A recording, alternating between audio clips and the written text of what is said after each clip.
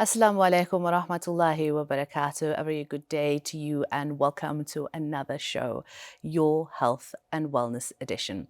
Our Ramadan special, and very excited and hope all is well your side for your first week of Ramadan. And may the Almighty bless this month for you, and everything that you need, you require with afia happens for this month and beyond, inshallah, to you and your family. So let's take our first health and wellness show and look at eating and conditions around eating. We are joined by specialist Dr. Raisa Abu Baker, who is a homeopath. We've had her on before. We chatted quite a bit about hormonal conditions within women that women often do suffer from, and there was some great response. We were hoping to have her back earlier, but it's been a busy year. But we're kicking off this time for Ramadan and the various conditions women do suffer from and how they can monitor it, manage it, as well as fasting. Welcome back. Assalamu alaikum, Dr. Raisa. It's great to have you back. Walaikum salam. Jazakallah for having me on your show again. It's lovely to be here. And congratulations. I believe you're carrying 7 months now. May the Almighty give you all the necessary strength through your journey, and hope to see the Baba soon safe, and Jazakallah. all the health and du'as for you. So fresh new ideas on Ramadan, and as we evolve and things change within our life, Doc, we've seen just this height of global climate and the weather getting worse, and us needing to adapt to the extreme heat waves, to the extreme weather of winters and summers around the world, in fact. So with that, still we are sitting with various conditions within our household. You know, it's not just, us as women, it's sometimes our husbands and our children as well. But we want to embrace the month of Ramadan. To kick off this show, let's quickly understand how, fasting during this holy month of Ramadan does affect as a follow-up for those that do suffer with hormonal disorders. So, with the holy month of Ramadan finally being here and your family all wanting to welcome it together, it's a season of happiness that we all want to embrace. And we all have a uniqueness that we present to our Ramadan iftar tables.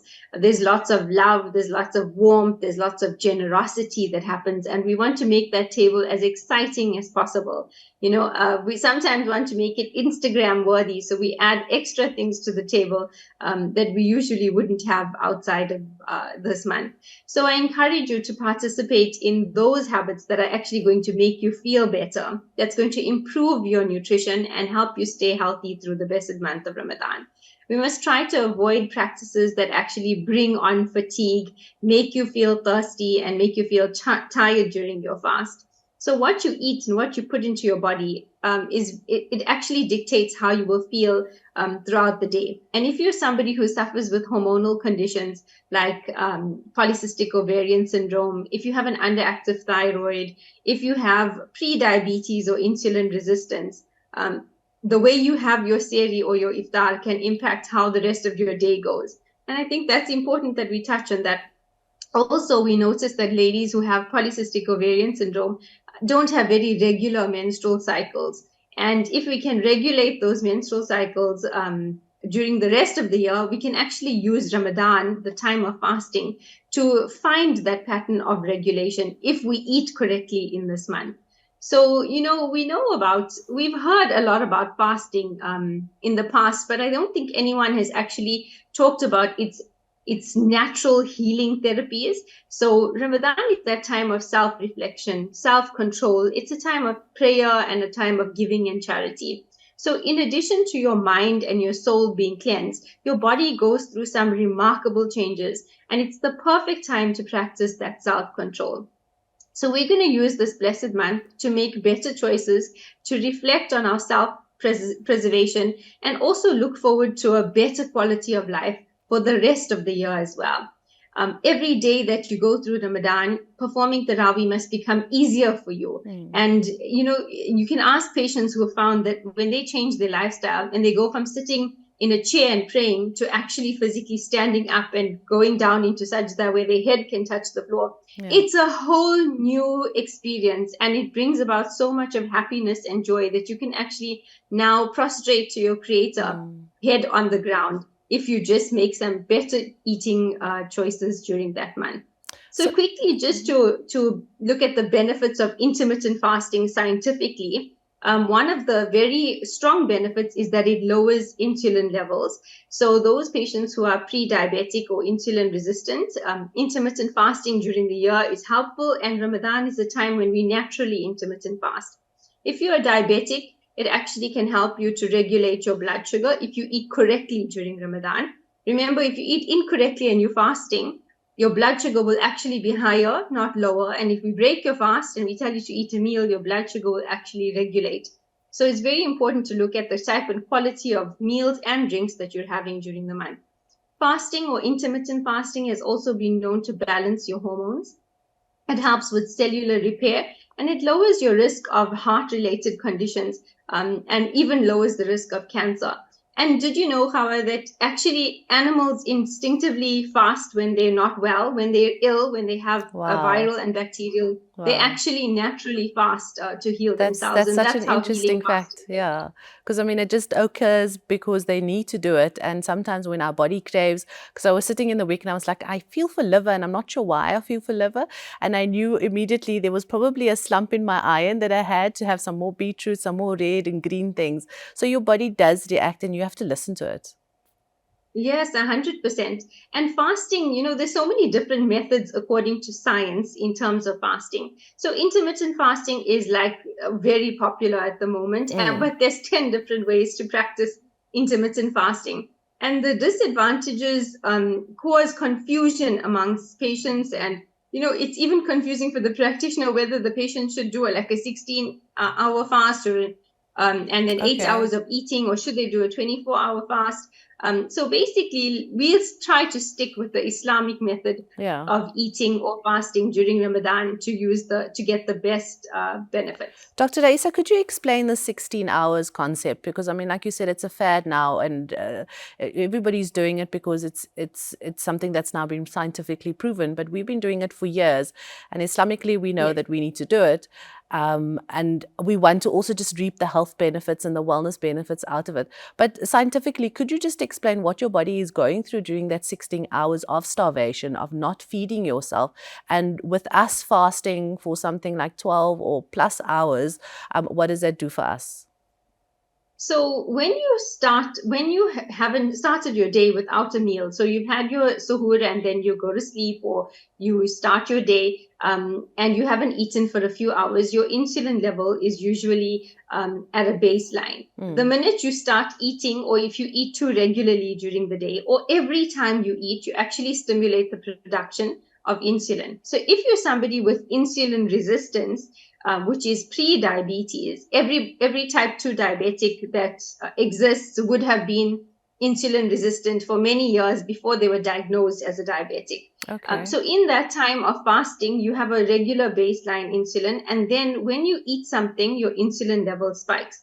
So when we get a patient to intermittent fast, it means we're giving them a window period to eat within, where the insulin level will raise, but it won't raise drastically because they've been fasting for so long. And when they start fasting again, they will have that baseline. But if they're going to be eating throughout the day, like some eating plans suggest that you should eat 6 small meals for the day, and if they're insulin resistant, then instead of this gentle curve, you're going to have spikes up and down. And every time they eat something, they're going to be storing more weight, and that will lead to further insulin resistance and then eventually diabetes. So intermittent fasting, specifically for those patients who have issues with their insulin level, works very well. On the other hand, you have patients who have a very slow metabolism. And if they don't eat regularly, their metabolism doesn't become stimulated. And that will result in further weight gain. So you have to make sure that you are the right patient type for an intermittent fast. And if you're the type of person that fasting doesn't help you to lose weight, then we need to look at what are the hormones that are imbalanced during the month of Ramadan, and how can we introduce a third meal without obviously breaking your fast, maybe a little bit later in the evening, instead of not having anything, have a snack before bedtime, like a handful of nuts. So mostly the concerns that we see during Ramadan is that people will say that their energy levels are low. They find it Yes. difficult to focus. They have Yes. mood swings. You've heard that saying, "Hungry Yes. man is an angry man." There's a new word now that we've been using called hangry. Hangry, yes, definitely. So that happens because when you've eaten something that spikes your insulin Yeah. levels, then the insulin affects the way you produce androgens, which are our male hormones. We Okay. all produce, males and females both produce androgens, testosterone. So when it affects our testosterone in females, it can also affect our menstrual cycle. It can cause us to have breakouts on our skin. It can cause hair loss. But in males, it can cause similar symptoms. The mood swings come about when the insulin level has spiked and the androgens now are in a state of disruption, and we get the mood specifically will be aggression, irritability, not crying and weeping, but more the aggressive type where you become snappy. And we all know that in Ramadan that can happen, but if we balance our insulin levels and fast the correct way, it won't happen, inshallah. Inshallah. We'll continue our conversation on hormone conditions and fasting. We'll also be touching on insulin resistance, diabetes, and various other conversations around fasting when you are needing to eat. Stay away from food, but also need to eat the right stuff during Ramadan. More just after this, don't go anywhere. Welcome back. Assalamu alaikum wa rahmatullahi wa barakatuh. This is your health and wellness show, specifically talking about fasting and hormonal conditions. We will also be touching on hypothyroidism, PCOS, diabetes, and insulin resistance, as Dr. Isa, our homeopath, has mentioned to us just before the break. She joins us online from KZN. Thank you so much. Assalamu alaikum and welcome back, Dr. Isa. So looking at understanding insulin and diabetes, many of us don't quite, realize the concept of when we're fasting, and the whole explanation that you made of now your insulin is starting to work and having the correct foods to eat. Can we start there now? If you are insulin resistant, how do you find out that you are? Because you said for many, many years, people are that. And often when it's hereditary, because diabetes does play a role in your genes, that is a possibility that you might be insulin resistant and not even realize it. So now you're starting to fast. How can you fall into that category, help yourself, and then also what necessary tests do you need to do? So it's important to understand that insulin resistance and diabetes are not diseases. They're actually lifestyle conditions. Okay. And that means altering your lifestyle can actually help you to reverse the condition. So diabetes is not a death sentence. It's definitely something that we have reversed in patients if we take into account what kind of eating habits they follow. So like we said, intermittent fasting is really good for patients with insulin resistance, but those that are already diabetic might find it difficult to fast, or may have been told that they can't fast at all until they get their blood sugar levels within balance or within range. So just some healthy habits for you to follow if you are a patient with insulin resistance or diabetes is that if you are dehydrated, your blood sugar is going to show up as higher. So make sure that you're drinking enough water throughout the day to get your hydration levels up. And also drinking a lot of water will help in terms of preventing constipation in Ramadan as well. Make sure you're having a good suhoor that will actually get your body to have enough nutrition for the day. And also make sure that you're doing a little bit of exercise. That's something like resistance training to help you in terms of burning up more sugar in your diet. So, these small things like light physical activity can actually help us to restore blood sugar balance, because it is something that we are looking at doing to burn up the excess sugar in your body. Very often we find that patients are not getting enough sleep in Ramadan, so they will sleep late or they can't fall asleep after iftar, and then the next morning at suhoor time and they're groggy, and then they have a very tiring day ahead. But this also can impact on your blood sugar and your blood insulin level. So making sure you get enough sleep during the month of Ramadan can actually give you a balance in terms of that insulin level. So let's describe it a bit more scientifically. When you don't sleep well at night, the next morning your cortisol level is going to be higher because your body is trying to get energy to function throughout the day. So to get that energy, it will release sugar from your liver into your bloodstream. And then if you are an insulin resistant patient or somebody with polycystic ovarian syndrome, then your body is not going to use that sugar properly because it doesn't listen to your insulin, and you're going to produce a whole lot more insulin to try and use up that sugar. But where does that sugar go? It's not made into energy. It's actually then put into storage as fat or floating through your blood if you're a diabetic, and that's when your level goes up. So it's so important to just these small lifestyle changes, like drinking enough water between iftar and suhoor, and also not drinking things that are going to deplete you in water. Having a balanced iftar and a balanced suhoor, which will mean, plating with enough proteins and colorful foods in your plate. We're not saying you must go carb free, but let's look for fiber filled carbs. So instead of doing a white rice, let's try to do a brown rice. And when it comes to things like having soups, let's look for a soup version that has more protein in it than usual. And then making sure you get a little bit of light exercise every evening, but also making sure you get 6 to 8 hours of sleep every night. So what are the small meals when you talk about protein? Many of us don't quite understand what size protein we think have some protein, but often doctors advise us the size of our fist. Is a fist a general go-to with each person and their specific hand? So just explain the protein and what the balance So the eating plates. protein portion per patient can vary depending on their body weight. That's how it should work. So we look at the patient's weight when they come in. And if we see that they, for example, they weigh about 50 kgs, based on that person's individual muscle mass as well. So you can weigh 50 kgs and have 17 kilos of muscle, or you can weigh 50 kilos and have 25 kgs of muscle. So if you have a low muscle mass, then it means you need to eat more protein, and your protein for a 50 kg patient then may be around 70 to 80 grams of protein or more for the day. The bigger the size of the person, the more protein they're going to require. So if you weigh 100 kilos, you may need 100 grams of protein or more, or even up to 150 to help sustain you. Now, the problem is with a lot of patients who have hormonal disorders is that they actually try to avoid certain foods. Like they'll start calorie counting, and their calorie counting ends up being very low amounts of protein and by default higher amounts of carbohydrates. So the proteins we're looking for are things like animal proteins, eggs, chicken, fish, and less often red meats like your steak and lamb.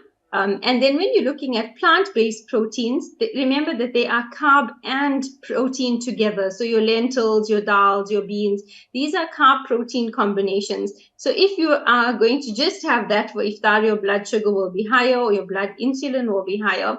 But if you had a piece of chicken or you had eggs for suhoor, your blood sugar and your blood insulin will be lower.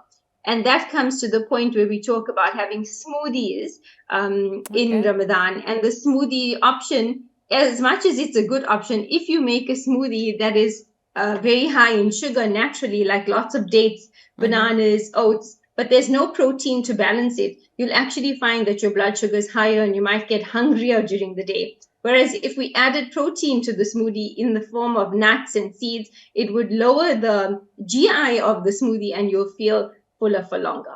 I know it's simple to go and Google these things, Doc. What is advisable if people want to start acting and get some advice? Who are the specialists? I know yourself, you're based out in Durban. And what safe websites can we find information of good proteins and the choices that we can add to our smoothies? I know you've got a recipe book as well. Yeah, it's actually much easier than you think when you want to find out how much of protein you have or you're having per meal. To determine whether you have a health condition that needs to dictate how much protein you have in your diet, you first need to visit your healthcare provider or have a consultation online where we will converse with you to see if there's any underlying issues we can pick up on. And then we would send you for some blood tests to confirm or deny those issues. And then in my practice, what we do is if we're doing an online consultation, we will ask you to visit one of our branches. So we have a branch in Johannesburg and in Durban where you can go through for a weigh-in, where we can analyze how much of muscle you have in your body and then put together an eating plan with the amount of protein that is suitable for you as an individual. I am totally averse to the idea of people weighing their food.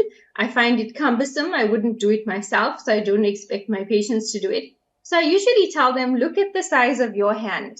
That is how much of protein you should be having when it comes to the lighter meats during the day. So a whole hand size. We often think it's just supposed to be the palm, but very often that's not enough. When it comes to red meat, we can stick to the palm size. But when it comes to white meats, try to have the whole hand size per meal. Most women don't want to eat enough protein, or they gravitate away from eating protein because of their underlying conditions.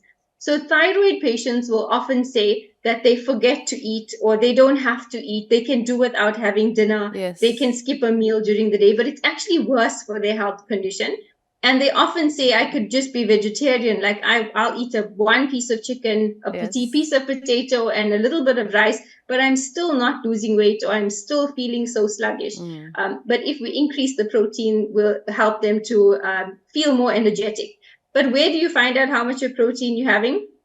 It's so simple. Just go online, type in one chicken fillet, nutritional information, and it will come up.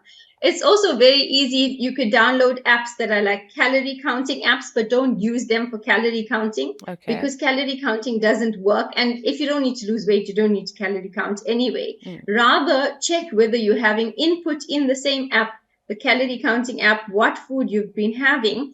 And it will break it down for you as to how much of protein, how much of carbohydrates, and how much of fat you've had for that meal. But you'll see very often those with insulin resistance, polycystic ovarian syndrome, diabetics, and thyroid patients, often the ratio carb to protein is off, and that's why they feel worse. So you'll show it to your doctor, and they'll help you to determine whether you're getting enough of each nutrient or each food group for your body type. Okay, so visiting the correct websites as well. As Dr. Raisa said, just Google that amount of chicken, how much protein, and we do need to eat as women. I didn't realize that, so even some biltongs, but we'll get some more advice with Dr. Raisa Abu Baker on fasting and hormonal conditions. We are going to still touch on hypothyroidism, PCOS. We do have the ability to answer your questions, but not right now, but send them through so we can send it off to our doctor and she will advise us shortly after the show. But we want your interaction. It's important for the show to know where you are and what you need to know about your diet and fasting. We'll talk more on hormonal conditions and fasting just after this. Stay with us. Welcome back. Assalamu alaikum. A very good day to you. Good evening wherever you find yourself in the world. And if you want to tell your friends, families, and even some of your colleagues, your workers that you work with around the world, please tell them to follow us on hilaal.tv, and they can click on live stream and they can watch the show wherever they are in the world, as well as interact with us. We have homeopath Dr. Raisa Abu Baker based out in Durban chatting to us about fasting, hormone conditions, PCOS, hypothyroidism, insulin resistance, and diabetes, and more. If you have any questions, please do send them through and we'll try and answer them just after the show. Dr. Raisa, looking at PCOS and some of the hormonal conditions that women do suffer from, and I want to quickly get back to protein. Some of the good things that we can buy if we're on the run and we don't have with us, what can we stop at the shop for? If we need to break our fast, if we want to grab something for suhoor that's we may be overslept. And I know often people just, as a sunnah, grab the dates, but they might not necessarily it might not necessarily be good for them to be eating dates at that time of the morning. Just advise us on some of the biltons, because you do get some good things on the shelf, and then some of them are salty or chili, and the various options that we have available that we can grab on the shelves. So in terms of breaking your fast, and if you're late in a hurry or you were just not at home at that time, it's happened to me before, and I know it happens to a lot of patients, especially when the seasons change and when iftar becomes a little bit earlier. So if you have to grab something at a petrol station or at a quick convenience store, I would say look for something that's simple. or carry something with you in case you think you may not make it home in time, like a little packet of nuts. So not nuts with raisins. If it's going to be Okay. peanuts, let it be peanuts on its own, because once you add the dried fruit to it, you're Mm-hmm. then throwing up your blood sugar levels and throwing up your insulin levels. Break your fast with water, plain down. We should break our fast with water. And if you have to purchase something quickly over the counter, it should be something like a simple carbohydrate, if a carbohydrate at all. So, like an apple or a banana, some simple fruit that occurs. So, what is simple fruit? That is fruit that is occurring throughout the year. Apples Okay. and bananas and pears are fruit that you can get all the time. They're Mm. not too high in sugar. People often get scared when you say bananas, they think it's very high in sugar. Try to get a banana that's not overripe, slightly on the yellowy green side. It will actually have less sugar in there. Okay. Fruit that's in season is also really good. So if you're looking at whether if peaches is in season, then that is actually one of the fruit that you should break your fast with. You can have dates in Ramadan if you have insulin resistance or polycystic ovarian syndrome, but how many you have. Remember, it's not about the food being high in sugar, it's how much sugar you're putting in at that time. Mm. So dates, we know according to the sunnah, are good for you to break your fast with, but how many depends on your health condition as well. I would say if you are somebody who has say 3 or 4 dates when you break your fast, then maybe if you do have these health conditions this Ramadan, try and have 1 or 2 instead. And if you are somebody who has one already, then for the sunnah, break your fast with half a date, just so Okay. that you are still practicing the sunnah. It's very important to make sure that you have enough fluid in your body, but also not to over drink too much of fluid, Mm-hmm. because that could actually cause a bit of bloating and abdominal distress. And, you think you might be getting too thirsty. That's why you want to drink more, but it will cause some electrolyte imbalance, and you could actually wake up in the middle of the night and fall back down because your legs won't be working properly due to Sure. that electrolyte imbalance. Definitely break your fast with, like we said, water, and Mm. avoid fizzy drinks during Ramadan. Avoid too much of the milkshakes and the sarbats. If you want to do a milkshake or a sarbat at your table, then look for a version that is healthier. So on our Ramadan meal plans, we have a short recipe of how you should make a strawberry milkshake using Okay. fresh strawberries as opposed to using a syrup and ice cream. Also look for to carry a little packet of nuts and seeds with you. So not nuts and raisins, like we said, nuts and seeds, because they will have lots of protein and they will have healthy fat. When you break your fast, even with intermittent fasting, we're looking to break our fast with something that is a complex carbohydrate, which dates can be, but also making sure that we're getting a high level of protein and healthy fat combined. When Mm-hmm. you have a protein and a healthy fat combined, for example, having eggs with avocado, it'll keep your blood sugar and your blood insulin much more stable. And it's for this reason that most patients with polycystic ovarian syndrome will say that after not having a menstrual cycle for 6 months of the year, and now it's Ramadan, the dates together with the intermittent fasting and the increase in protein in their diet will help them to bring on a menstrual cycle. Mm. So, as much as women want to stop their cycle in Ramadan, it's actually not healthy to do that. You were created to have a menstrual cycle. Look at the benefits for those women who have hormonal imbalances. Their body is actually becoming more balanced when they fast correctly during the month of Ramadan. I'm so glad you brought up that, because that's like on the top of the list. We're thinking, how many days am I going to be out and I'm going to get my khaid?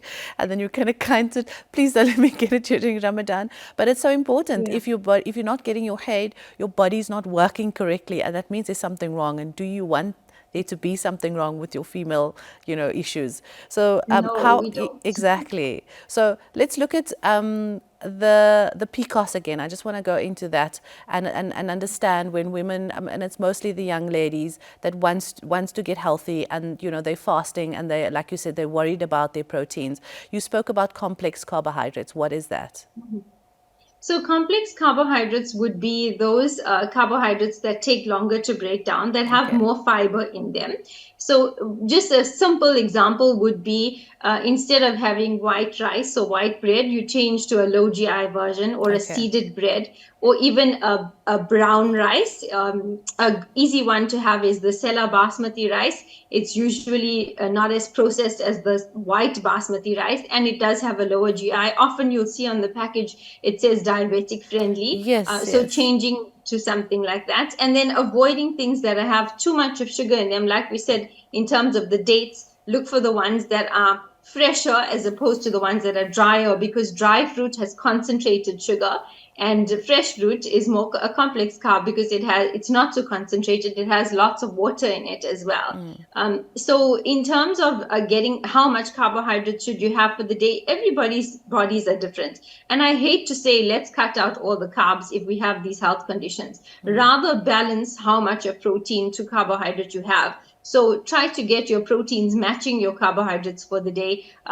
If it is the way you have your diet is generally or naturally high in carbohydrates, just try to uplift the protein and the fat intake so that when you do have the carbohydrates, the release of sugar in the blood is slower over a period of time as opposed to the big spikes that we're getting up and down. So refined and processed carbohydrates are everything white sugar, white Okay. flour, white rice, white pasta, and then the complex ones will be the less processed ones that are more brown in color. I always like to tell my patients, why should we eat these processed things? We should eat everything that Allah Ta'ala has given us. If Very it true. flies in the sky, swims in the sea, walks on the land, or grows on the earth, you can eat it. So let's But if talk. man made it, Yeah, then we it's should not try and good. avoid it. Let's talk about the organic and then the other options that we have, which would be better. And if you want to do a clean Ramadan, what types of foods in that range can one implement? Okay, so in terms of organic and non-organic, there's a lot of talk around this because it's difficult to get organic foods. They're not readily available. But what you can do is you can look for a Muslim butcher that sources their food or their chicken from a farm that slaughters directly and supplies them directly instead of going through these big abattoirs. Because remember, the bigger the abattoir, the more production they need to have and the more goals they need to meet in terms of a business. But if it's a smaller farm, then usually these animals are not going to be injected or given any hormones to produce more offspring. And then even if you look at milk generally in the diet, if you think about where milk comes from, it comes from a cow that is breastfeeding, firstly. Yes. So she already has lots of hormones. And then if it's coming from a big dairy farm, then it's probably a cow that's breastfeeding and is pregnant, which means there's even more hormones in it. So when it comes to choosing milk products, look for the organic versions. But if you can't, plant-based milks are readily available. Yeah. They taste really nice as well. Oat milk is really nice. Almond milk is really nice. They have a rich, creamy texture to it. You could even make your own types of milk at home. And then I've seen in Johannesburg as well, lots of farmers that are producing their own, or they'll tell you that, and even on the shelves, you can find milk that's organic now in your big grocery stores. I think in Ramadan, one of the unhealthy habits to avoid would be trying to have large quantities of drinks that have a sugar base. So if we're saying water, yes, water has no sugar, but then when it comes to the milkshakes and the fizzy drinks and the juices, we feel like if we have a And the glass of orange juice, faludas. it'll give us that energy boost. Yeah, but the energy boost is actually just coming short term because it's a Okay. spike in your blood sugar and then you back down again. And then try to avoid having large quantities of starters and sweets. So rather say this is what we're breaking our fast with. Everybody opens their fast with the date and maybe one savory and some water or zamzam. Then we all go and pray, come back, and then we have our main meal, which should be like a normal supper. It should be what you have during the rest of the year. It shouldn't be anything unusual and different. Okay. When it comes to soups and halim, yes, we happily include them in our diet in Ramadan because it's nourishing, because it's a balance of complex carbohydrates and protein. That's what your halim is. Yeah. But if you're somebody who has a lot of bloating following having that, it means that you have a very unhealthy gut, and your gut Okay. bacteria are fermenting the food that you're eating. especially the starches in the halim, in the lentils and the dals that are put into the halim. And then those bacteria are producing the air bubbles and the gas. Wow. So we just need to treat your gut health, and then you'll have a comfortable Ramadan, and you will be able to eat healthy. You won't say, I have to have the savories because I can't have anything else. That's so interesting, a very interesting point there. I mean, often we do feel bloated when we've had too much soup or something that's liquidy, and not understanding that it's actually a condition that we already have. We'll talk more on fasting, hormonal conditions, and touch on hypothyroidism just after this. Don't forget to interact with us via our social media pages, but don't go anywhere. Assalamu alaikum wa rahmatullahi wa barakatuh. A very good day, good evening, wherever you find yourself across the lands and over the beautiful seas. You can also connect with us via Hilaal.tv and catch our show the following day on our YouTube channel. Online, we have from KZ and the beautiful Durban city with the wonderful blue seas and waves is Dr. Raisa Abu Bakr, KZN side. She is guiding us as a homeopath, looking at your wellness during Ramadan, fasting and hormonal conditions, as well as hypothyroidism, PCOS, insulin resistance, and some other female conditions, and your periods. So, Dr. Raisa, let's look at hypothyroidism quickly. And if you encompass some of the ideal plates that you can have for iftar and suhoor, you've mentioned toasting, you've mentioned your water, and often people don't always delight to just taking water. So, let's talk about like maybe infused waters, fruit juices, as well as maybe even detoxing, if you want to include something to detox yourself if you're not necessarily having a condition, but you want to take this opportunity of fasting to a benefit of detoxing as well. I know you've mentioned bread. Often people say, and practitioners often say, toast your bread. Is that the correct way of eating your bread? And just guide us on some of the good ways of eating. So toasting your bread does lower the GI of the bread. It would be better if you toasted it. I would suggest looking for a seeded bread that has a low carbohydrate count. You can just turn the package around. All of our over-the-counter bread products that you can buy at any grocery store will come with the nutritional information label at the back. You're going to look at which bread offering that your grocery store has the least amount of carbohydrates and the most amount of protein. So we're not just looking at low carb, we're looking that it has enough protein and enough fiber in it. But yes, toasting it will lower the GI, so it won't affect your blood sugar as harshly as a regular slice of white untoasted bread. Okay. So high fiber, low GI, low carbohydrate is what we're looking for. High in good, healthy fats. So what is that fat coming from in the bread? Is it coming from the seeds, or is it coming from oil that's added? Does it have a sufficient amount of protein? And how much of water do you take in at the same time as having that slice of bread? Because remember, when you have bread, it usually becomes very hard and firm in your tummy. It can cause constipation this way. And water that you eat or drink at the same time will then get absorbed. It actually acts like a sponge when you're having bread in your diet. And you can try this. You can take a slice of bread, squash it up, add water to it, and you'll see that it'll actually become just a bigger mass inside of you. Okay. So remember that you have to have sufficient water if you're going to be having a meal that has quite a bit of carbohydrates. Okay. Commonly, there are some, when we talk about plating of our food, and we talk about hypothyroidism and whether is fasting putting your body into starvation mode. We've heard this word many times before. So just some myths that you can bust, if I can call it that way, in terms of fasting.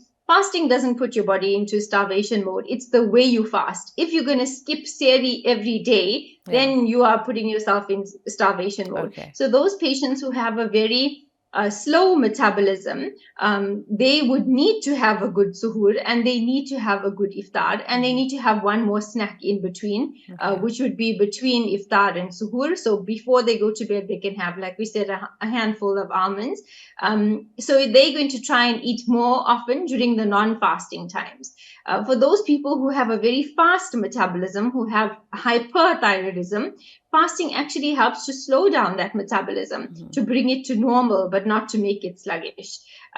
Also, a very common myth that we have is that eating frequently helps you to reduce your hunger, and that's why you shouldn't fast. That's nonsense. Eating more often actually makes you more hungry, depending on the type of meal that you've had. Okay. So if you're going to be eating a slice of bread every 2 hours during the day, yes, you might lose weight now, but 5 months down the line, you're going to be insulin resistant and hungry all the time. So when I see diets like this suggesting that you eat a carbohydrate or eat anything every 2 hours, it makes me so angry, because I know I'm going to see this patient again with insulin resistance later in their life, because they're not being told what to eat. They're just saying, even if you eat a slice of bread, it's good enough.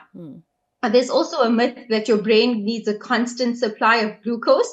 Your body has stored glucose everywhere, in your fat cells, in your liver. If it needs glucose, it's just going to say to the liver, please release some now. So make sure that you have a healthy insulin cell glucose communication system, so that you can actually use that energy, that sugar, to make energy. When it comes to nutrient deficiencies, many people say that they get cramps in Ramadan. I'm sure you've heard it, or maybe even experienced it. Leg cramps at the back of your calf, especially at night in females, happens to some females outside of Ramadan or every day of their life, and worse during a menstrual cycle. And this is because their body is losing nutrients during the course of the day. So if you're a diabetic patient, or if you are somebody who is on the birth control, or if you are very stressed out, or if your body is going to stress mode because you haven't been eating correctly, then you will lose certain nutrients by default. And that specific nutrient that we're looking at is something like magnesium, which is so important. Besides muscle cramps, magnesium, specific types of magnesium are important to allow your cells to use glucose to make energy. And without enough of that magnesium, you won't make glucose into energy. So you'll keep craving sweet, but your body's not using the sugar to make energy unless you replace that nutrient. That is why it's so important to get the help of your healthcare provider. When it comes to the ideal meals for suhoor and iftar, let's talk about suhoor. So protein, as in eggs, chicken, tuna, any lean white meat will be good for you. Adding a healthy fat like avocados. When it comes to other fruits, besides avocados are ones that are low in sugar, high in fat, and they have a little bit of protein. When it comes to other fruits, look for things that are going to be long lasting. So like I said, a banana that's not overripe. It should be like a greeny, yellowy banana. If it's dates, it should be fresh, because they are nutrient rich. They have lots of nutrients. And combining dates with vegetables actually helps you to absorb more of the nutrients. So when we're doing our iftar or suhoor table, try to put a few of them on the table, but have them with your vegetables as well, or even fruit, other fresh fruit. Oats in the morning, or something that is high in fiber. Look for a cereal that has lots of protein and is not too high carbohydrate if you're somebody who has insulin resistance. If you're a normal, healthy person, you don't have any health conditions, then yes, having oats is a good idea. We often hear of diabetic patients telling us that they were told that they must have all bran flakes or oats as a breakfast option, but it spikes their blood sugar. It's not for them. They need to look for breakfast options that have higher protein. So cereals that you can get over the counter, you can speak to your healthcare professional to check for you which cereals have the most protein and what would be suitable for you. Having some beans or chickpeas with your eggs also has a lot of protein in it. And then maybe if you're somebody who likes a bigger meal, maybe make a wrap, add some chicken, some avo, some baby spinach, make it exciting, and you can have that for suhoor. When it comes to iftar, simple. Let's open our fast with some dates. Let's have water. You spoke about juices, and what you can do is infuse the water with fruit. So you can slice up some strawberries, some orange segments in there, just to impart that perfumed flavor without giving you too much of sugar. If you want to try and detox, I wouldn't say do it in Ramadan, but introduce a smoothie that can help you with detoxing, like a green smoothie. Instead of doing a pink milkshake for iftar, you could do a green smoothie. Or you could have the green smoothie with your suhoor and not just have the green smoothie on its own. Or add more protein to your green smoothie. So typically the way I make a green smoothie would be 1 fruit and 2 vegetables, and then combine that with water. But if you needed to add protein to it, because there's no protein in fruit and vegetables, you'd add in some chia seeds and some flax seeds, or even some nuts, and that would raise the protein level. If you do have a protein shake and you do exercise, you can add that as well. For your iftar table, so dates, water that's infused or water on its own, a bowl of halim, always have a side of veg. prepared. Even if you're not going to eat much of it, if you eat half a cup, even that will be help to keep your meal low GI. Try to bake or air fry your savories and look for Okay. options like cutlets and kebabs and muffins, egg muffins, as opposed to having The pastries carbs. that are pies and samosas. And look for dessert options that are rich in omegas. So, like a chia seed pudding as opposed to a faluda. Same consistency, same taste, but a totally different nutrient profile. Unfortunately, that's where we have to leave it now, Dr. Isa. So much to be said in so little time. We'll definitely do a follow-up show. But it's always a pleasure chatting to you. Do connect with Dr. Isa Abu Baker. She's based out in KZN, and also get her recipe book. But thank you so much. All the best for your journey that's left. And Shukran. Mubarak to Ramadan to you and your family. Jazakallah for having me, and inshallah, I'll be able to visit you again soon. Amin, inshallah. We hope to see you back in studio. Assalamu alaikum to you, Doc. Walaikum salam. And there we have a Dr. Isa Abu Baker guiding us on hormonal conditions and fasting. Now let's take a listen to our Ramadan messages from our medical fraternity. Salams to the Hilaal TV viewers. This is Dr. Kumari Naidu, your endocrinologist and diabetes specialist.